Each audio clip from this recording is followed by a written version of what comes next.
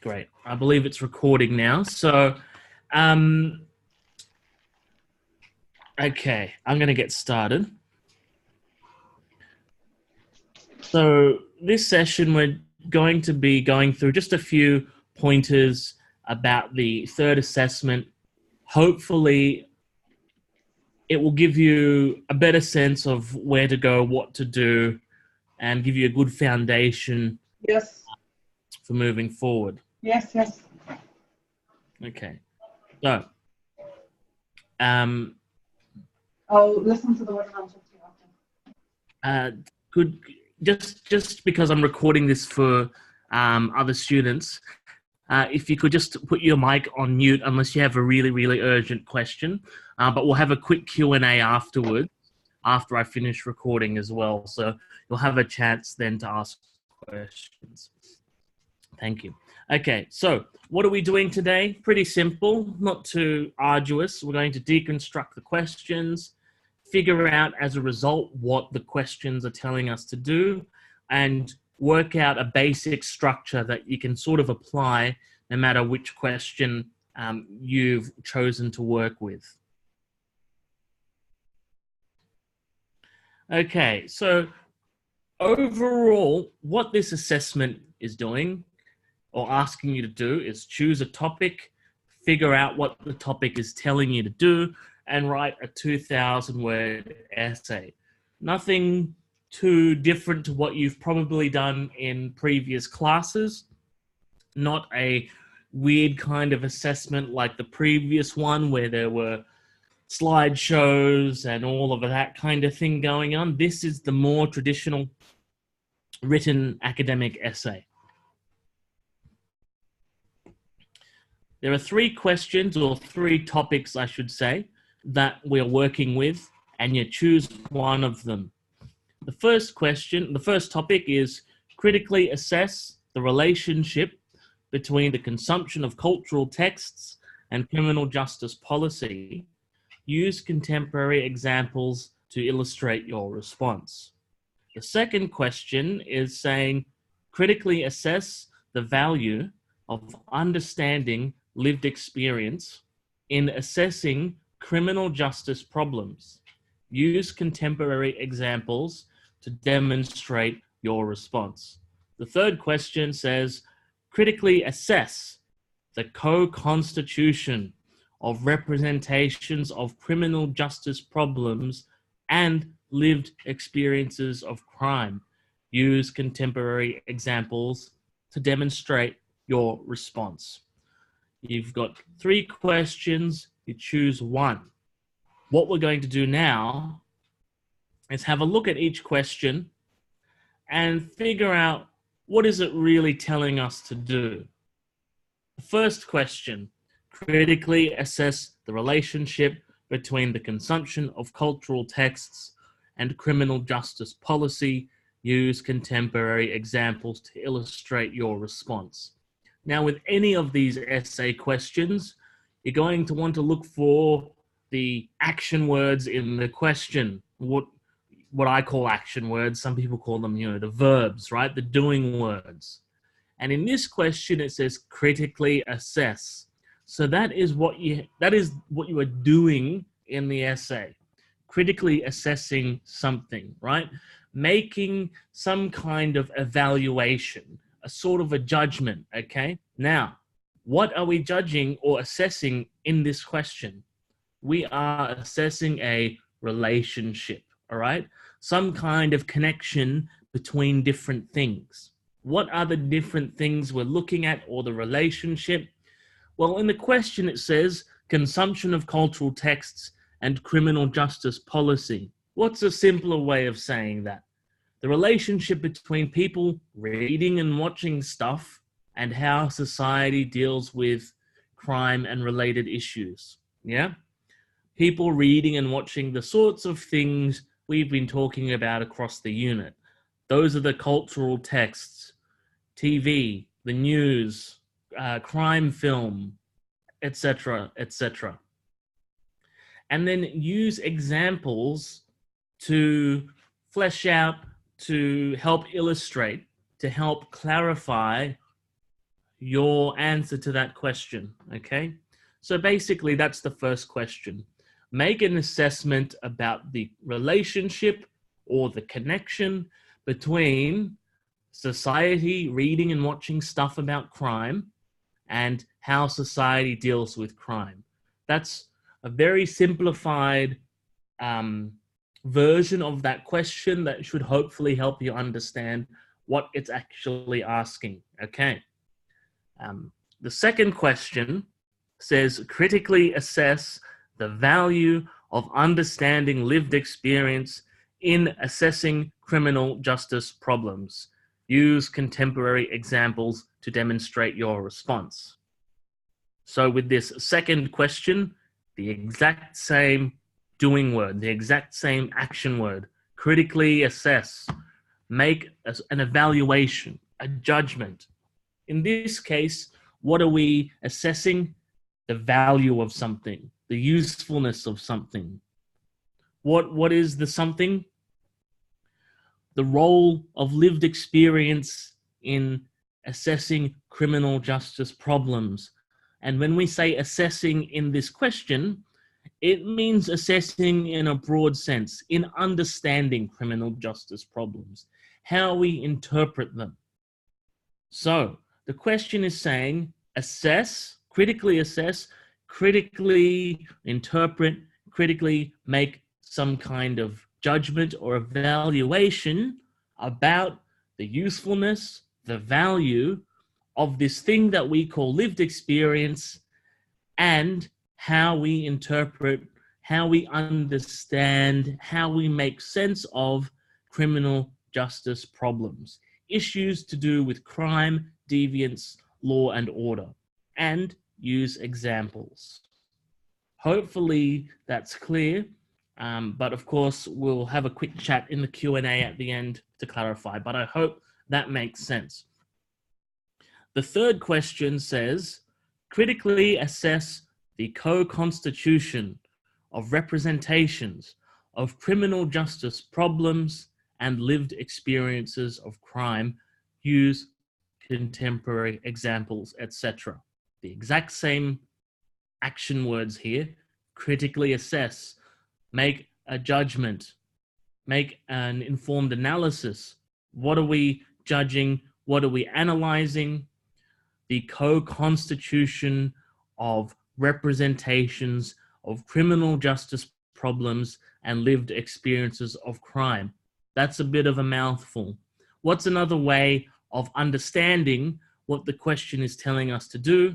Well, we know this concept of co-constitution has been popping up across the unit, right? So let's wrap our heads around this idea of co-constitution. In a simple way, it's sort of similar to how one thing leads to another, or you can think of a feedback loop. What are the things that we are talking about that are being co-constituted? The representations of criminal justice issues and the lived experiences of crime. How does the way that society depicts criminal justice problems through mass media, through fiction, how does that impact people's lived experiences of crime?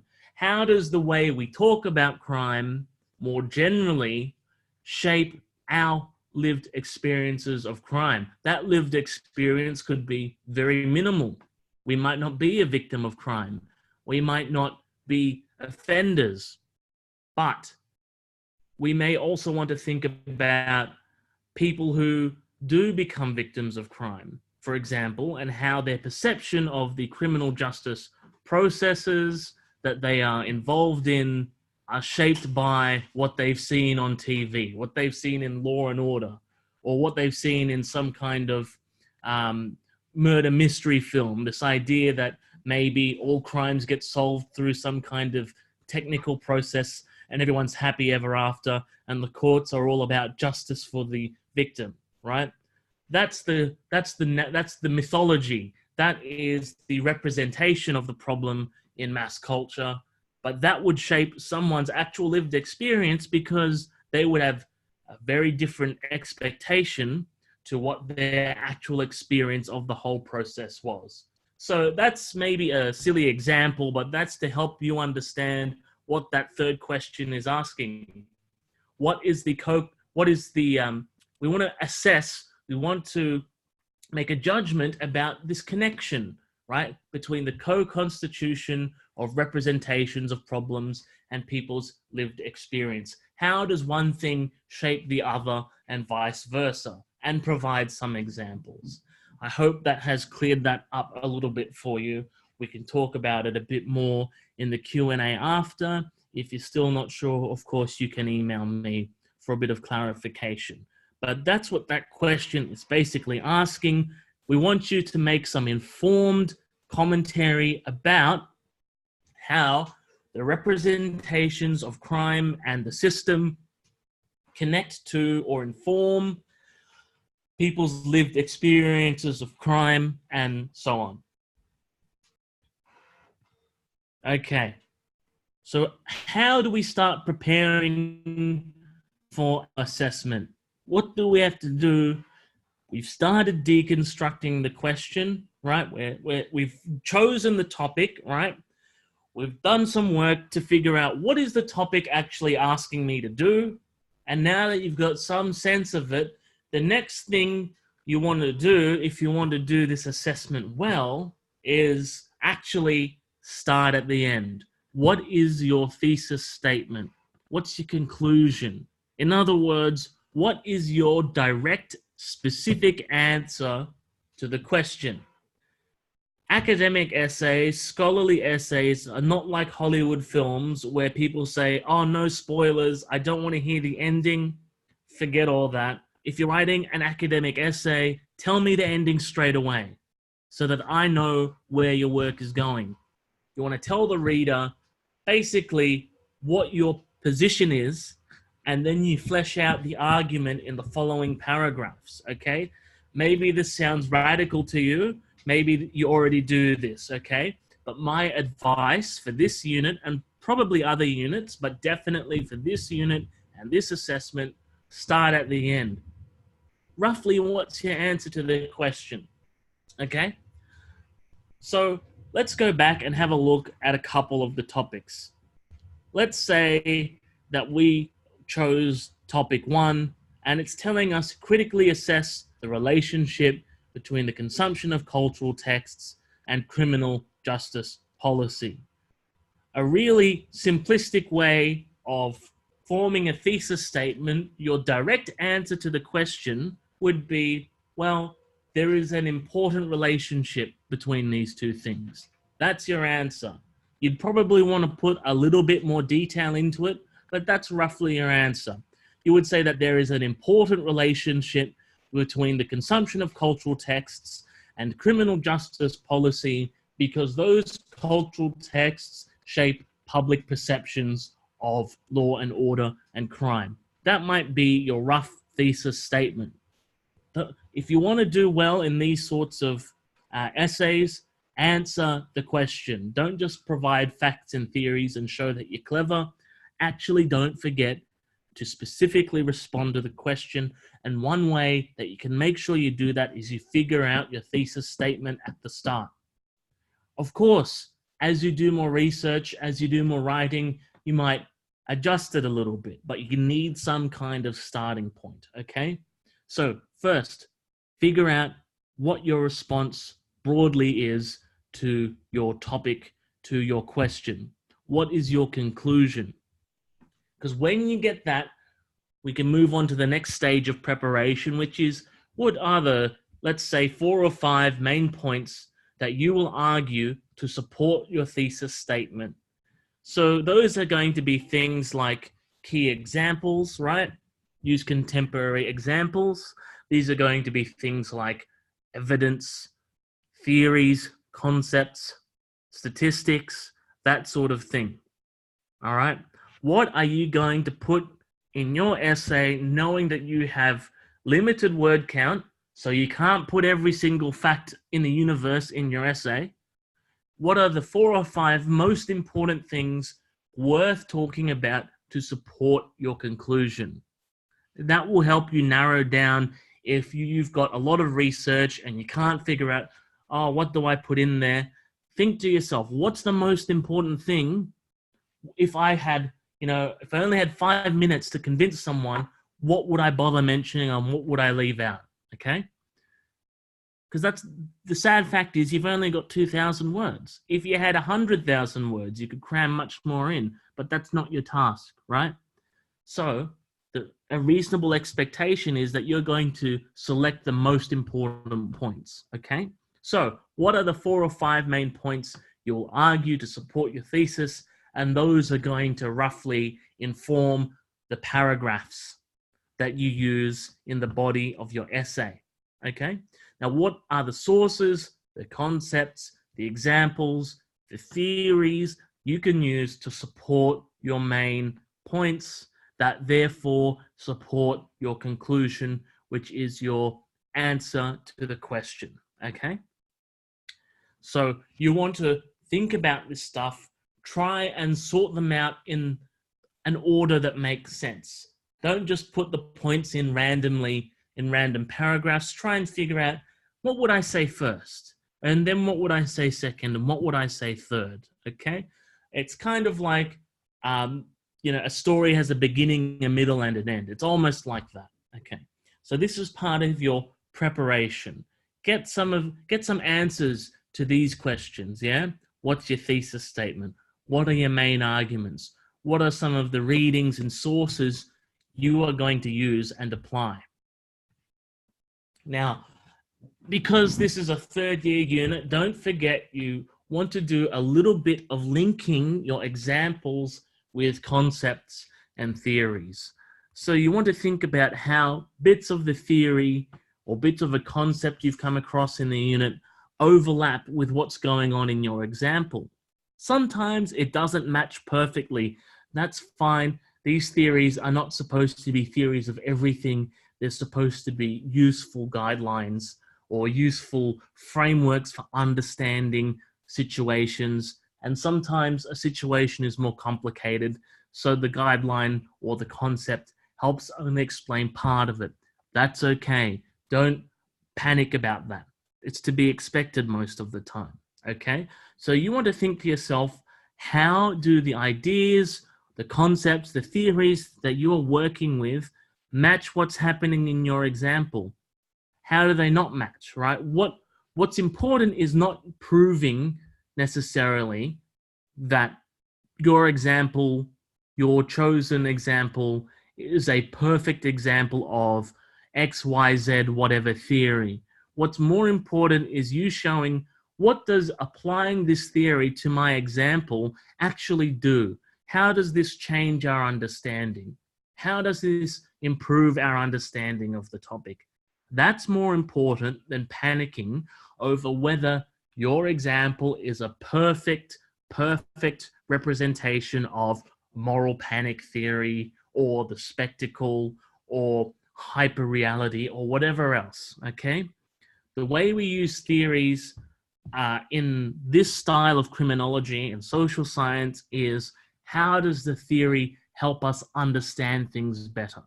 So hopefully that's given you a bit of confidence, a bit of an example of how to link, right, your chosen examples and topics with concepts and theories. So make sure you attempt this in your essay if you want a chance at getting higher marks. So let's look at structure.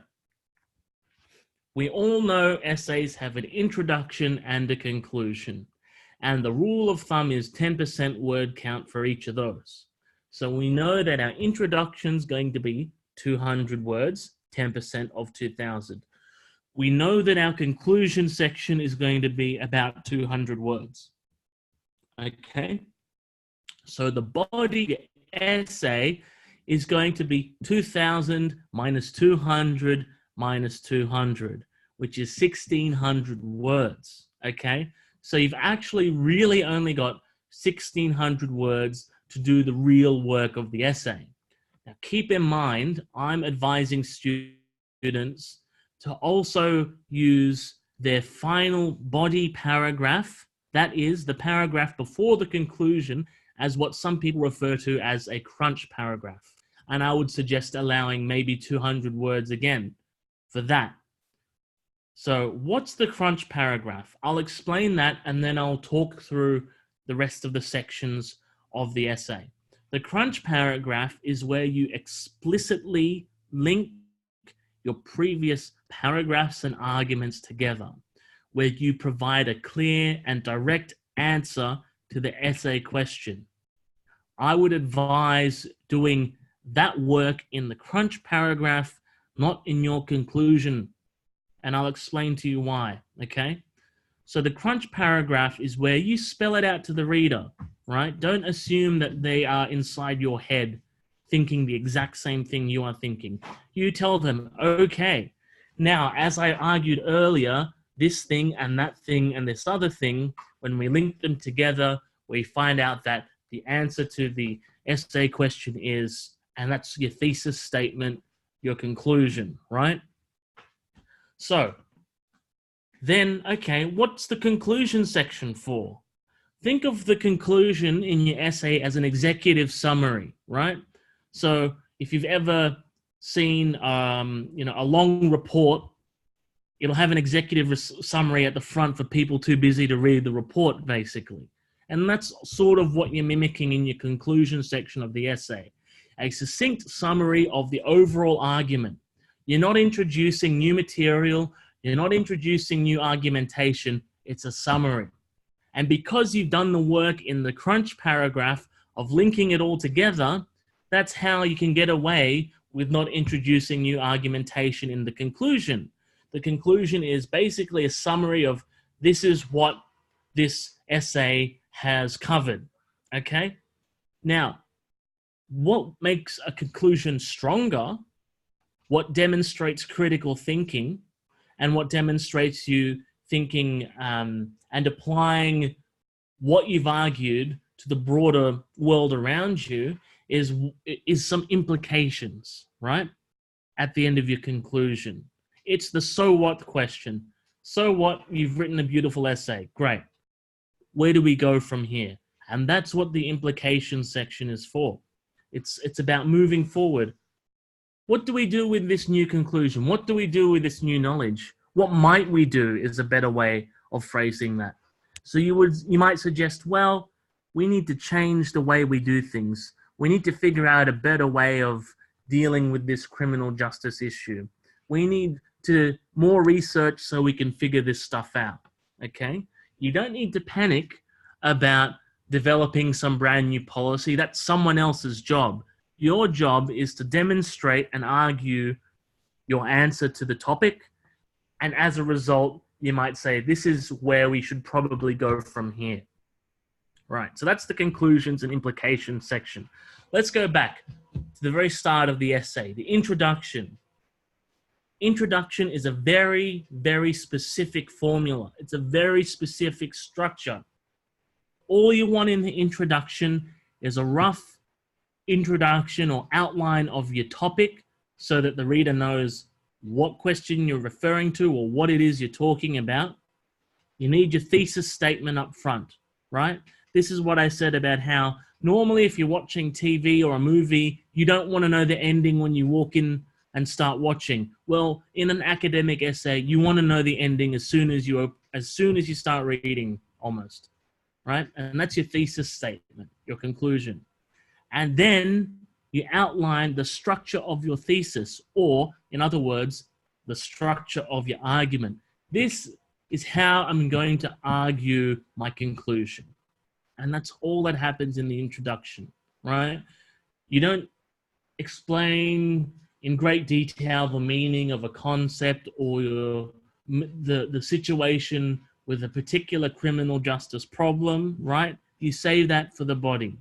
And if you're writing your introduction, don't start it out saying, since the dawn of time, mankind has had to deal with criminal behavior. That's nonsense, right? It's laughable. Don't do that. I'm sorry if you wrote like that before, but trust me, don't do that. Just keep it simple. Just state, the topic with maybe a tiny bit of background, not too much. your thesis statement, and the structure. And then bang, that's that done. Out of the way, 200 words gone. Easy. Now the body paragraphs. Well, okay, let's go back to our word count. We've wasted 200 on the intro, we've wasted 200 on the conclusion, and we've wasted about 200 on the crunch. Obviously, I don't mean wasted, it's all important work. But that means that you're already 600 words down out of 2000, which leaves 1400 words, right? So if you're writing a paragraph of about 300 or maybe 400 words, right? That leaves you 4, maybe 5 paragraphs in the actual body section to work with, okay? If your paragraphs are, 1,000 words long, they're way too big. So that's why I suggested 300 to 400 words, that's workable. What do you do in your body paragraphs, right? Well, you introduce the key arguments that support your thesis, that support your conclusion. Now, remember at the start, I said you want to pick out what are the 4 or 5 main things I need to argue to convince the reader of my thesis, of my conclusion. Well, guess what? That's what each paragraph is roughly going to be doing. So you introduce the key argument, the key idea. You stick to 1 or 2 ideas per paragraph. Don't cram too much in. Less is more, right? Quality over quantity. Now, what happens? What's the structure of these paragraphs, these body paragraphs in particular? Kind of like the intro, right? There's a particular structure. You have a topic sentence at the start. That's your key idea. You have supporting sentences after that. That's the evidence, the facts, the theories. You have a concluding sentence, right? And this is where if you can nail a good concluding sentence, it can sometimes give you better marks because it shows that you're thinking in the big picture, right? Now, what does a concluding sentence do? It's sort of like the so what question again. You're linking that paragraph to the big picture, to the thesis statement, to the next paragraph. Have a go, if you don't do this already, at nailing a good concluding sentence, at getting it down. That the end of one paragraph flows into the next one, Try that. So that's the structure of your body paragraphs. You've got your crunch paragraph, you've got your conclusions and implications, okay? That's the structure. Intro, body paragraphs, final body paragraph is the crunch, and then you got your conclusion and implications. Don't forget, it's proper academic language, full sentences. Use your normal, proper Harvard referencing style with in-text citations. If you're going to use a direct quote, you've got to include the page number. My advice is avoid direct quotes if possible and paraphrase, summarize in your own words. Then you don't have to worry about that page number, okay?